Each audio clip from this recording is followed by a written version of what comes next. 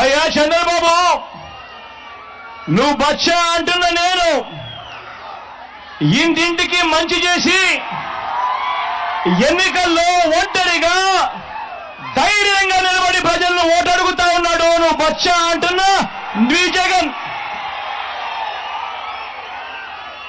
నువ్వు బచ్చా అంటున్న ఈ జగన్ ఇంటింటికి మంచి చేసి ఒంటరిగా నిలబడి ధైర్యంగా అడుగుతా ఉన్నాడు. నువ్వు బచ్చా అంటున్న మీ జగన్, ఈ జగన్ మరి 14 ఏళ్ళు సీఎం అంటావు, 3 సార్లు సీఎంగా చేశానంటావు. మరి నీ పేరు చెబితే ఏ పేదవాడికైనా కూడా ఒక్కటంటే ఒక్క మంచైనా నువ్వు చేసింది గుర్తుకు వస్తుందా అని అడుగుతా ఉన్నాను ఈ పెద్ద మంచి చంద్రబాబు నాయుడు.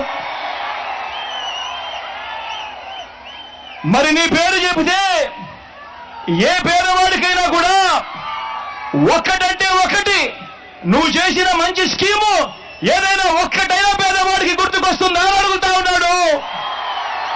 ఈరోజు మీ అందరి సమక్షంలో మీ బిడ్డ 14 ఏళ్ళు ముఖ్యమంత్రిగా పనిచేసిన నువ్వు ప్రజలకు మీకు ఫలానది చేశాను, నాకు ఓటు వేయండి అని ఎందుకు అడగలేకపోతున్నావయ్యా చంద్రబాబు అని అడుగుతా ఉన్నాడు ఈరోజు మీ బిడ్డ.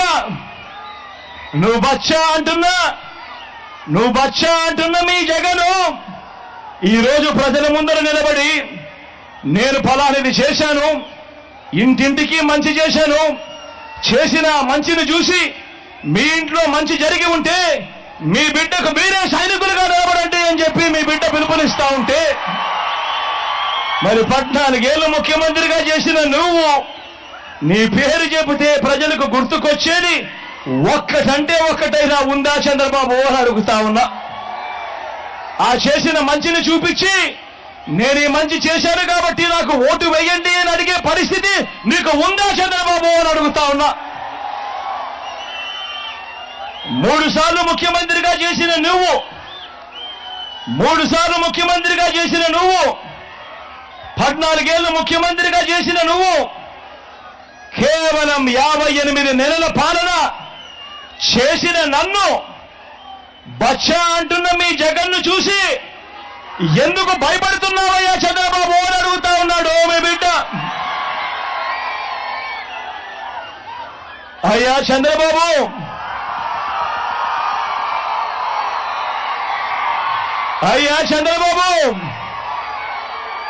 నువ్వు నిజంగా అంత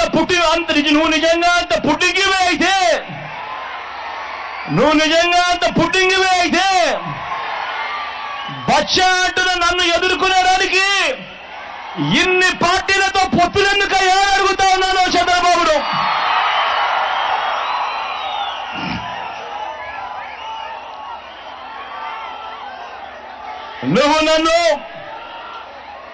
నువ్వు అంటున్న నేను బచ్చానే అయితే ఇంటింటికి సేవలు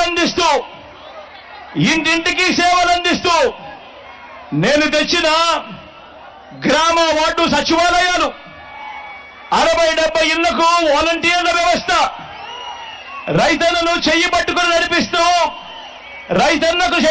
నడిపిస్తూ రైతు భరోసా కేంద్రాలు, గ్రామంలోనే విలేజ్ క్లినిక్లు, నాడు నేడుతో బాగుపడిన ఇంగ్లీష్ మీడియం బడులు,